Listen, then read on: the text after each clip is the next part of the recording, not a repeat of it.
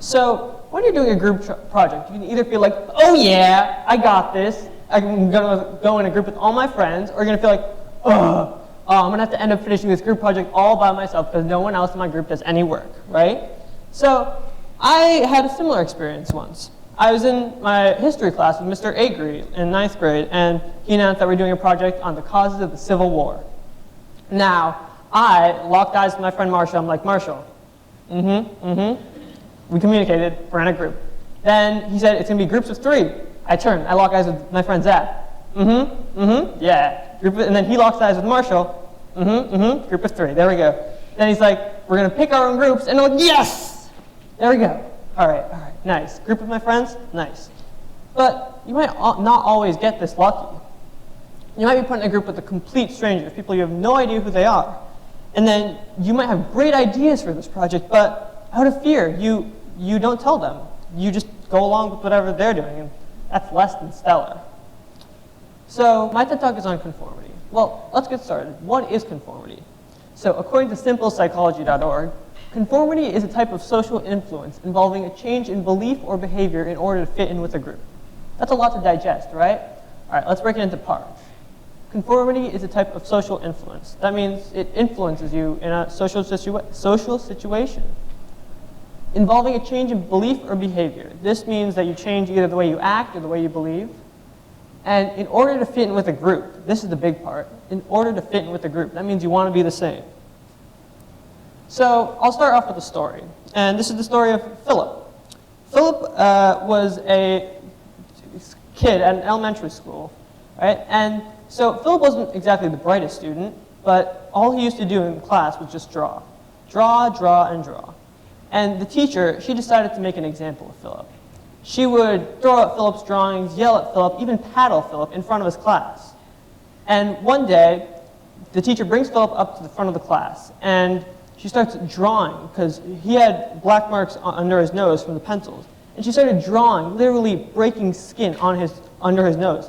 And none of the students in the class said anything, all because they were afraid or they didn't want to get on the wrong side of the teacher. None of them said a word when a kid was being humiliated in front of the class. And so I did a survey on this TED Talk, for this TED Talk.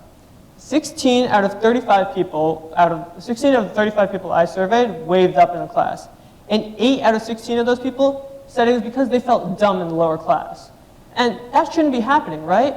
Feeling dumb, it doesn't matter what class you're in. You don't have to feel dumb and wave up. Waving up can lead to a higher level of stress, which also leads to a higher rate of mental illness, low self-esteem issues, sleep deprivation, and an increase in the likelihood of cheating and the risk of suicide. But the point of school is to educate, right?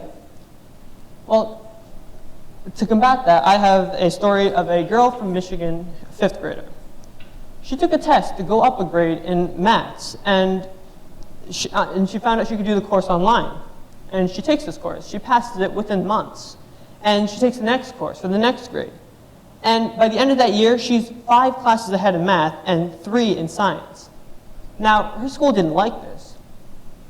So when she went into the 7th grade, they stopped her from taking a Spanish class. A quote from the parent is, "They refused to allow my daughter to take her 2nd-year Spanish foreign language class, a subject she adored and a fun break in her day. Well, we had the joy of speaking this at home, and instead made her sit in the library for 1 hour doing homework." Now, this shows that the main goal of schools isn't to educate, it's to make them conform. Now, if this girl had gone on, she might have brought praise to the school for allowing a kid to do such a thing, but instead the school stopped her and told her, no, you can't do that. But school isn't the only place we conform.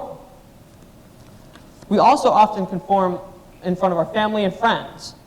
Now, I have a good friend of mine, and he wanted to take a theater class this year, but his parents are, no, you can't take it. It doesn't look good on your college resume. And so college resumes have a lot of influence on us. College resumes have a lot of influence on us. We often take classes just for the purpose of them looking good for us. But our family also influences a lot. An example is me. So when I was in elementary school, my sister used to be in a lot of theater productions, and I was like, dang, I want to do that. That looks really cool. So then once I went to the middle school, I started taking theater classes, and I enjoyed it. And now in the high school, I was part of the play, and I'm doing the musical this year. But family pressure isn't always good. Oftentimes, families pressure kids into just thinking about education instead of thinking about their well-being as well. Now, another time you conform the most is around your friends. 6 out of 16 people who said they waved up said it was friends or family pressuring them.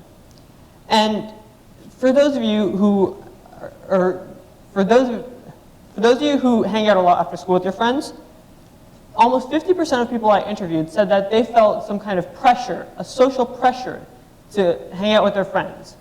And that can lead to many different things, such as social anxiety or the fear of missing out. Hanging out with your friends shouldn't be something that pressures you or leads to stress. And so the reason I gave this talk is to give you some insight.